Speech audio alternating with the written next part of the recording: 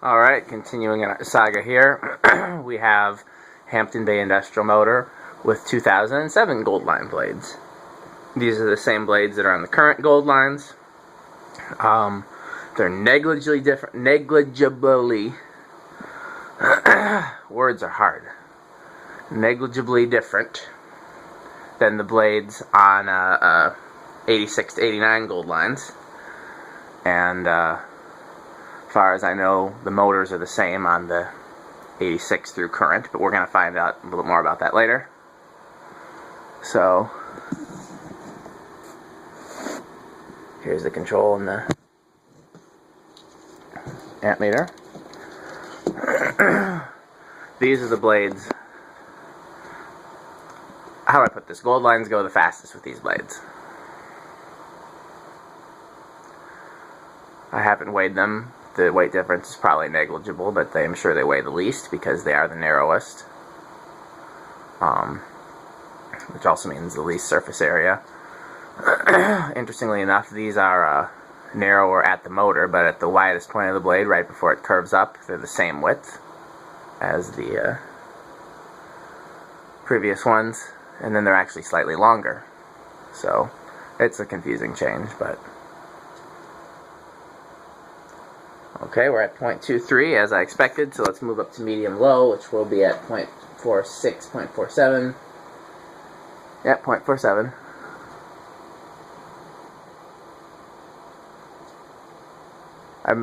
I don't think I noticed quite as much of a breeze right away as I did with the 89 blades, but I could be mistaken about that.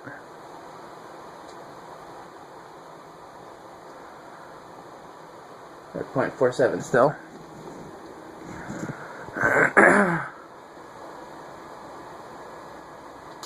Okay, let's go up to medium-high. We're at 0.70.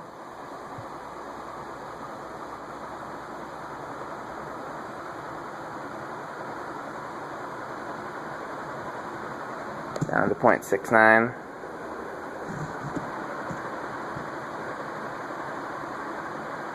And up to high, it's 0.9392. Dropping, 84, 82, 81, 80. So the motor draws less current with the 79.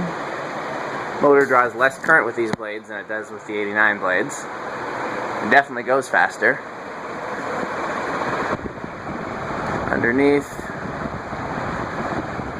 about the same as the 89 blades, which was less than the Hampton Bay blades.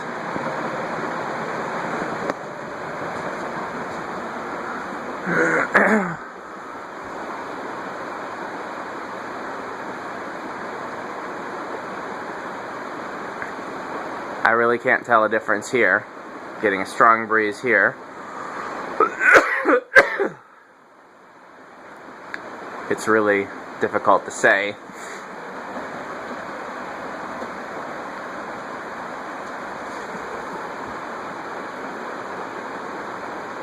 It's a very strong breeze here. It's been several sets of blades between the Hampton Bay blades and these. If anything, I think I get more air movement from these than I did from the 89.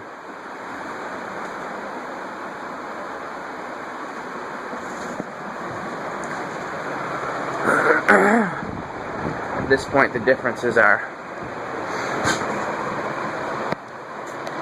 quite minute. They were off. It's hard to gauge because this motor is designed to go slower with blades with a heavier load.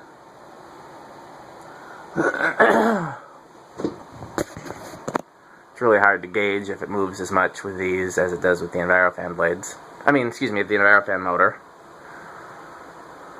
It's pretty close, I think. The only issue really is speed, because the blades are the same. So the pitch is going to be the same, the surface area is going to be the same, the only thing left is going to be speed.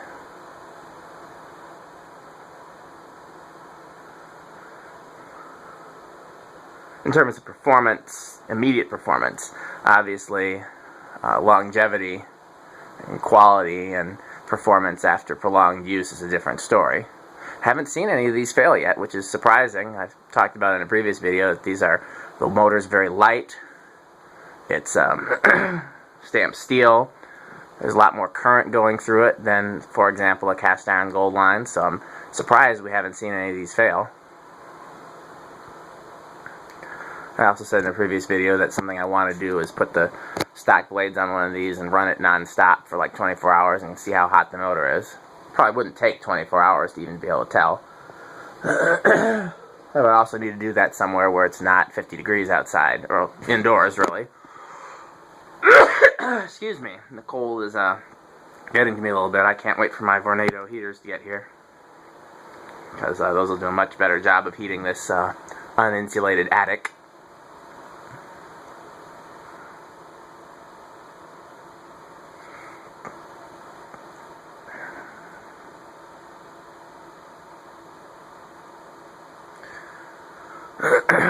One thing that is interesting, this definitely doesn't go noticeably faster than a Gold Line motor does with the same blades.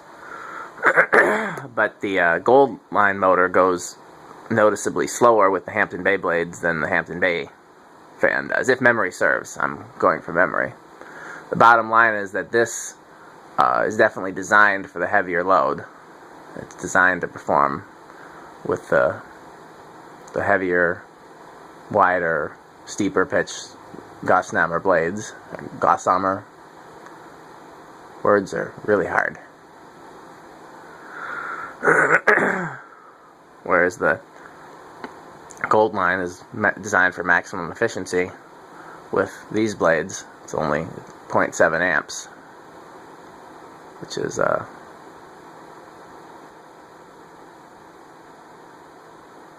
less than 2/3 of what this is supposed to draw, if I'm doing the math right in my head.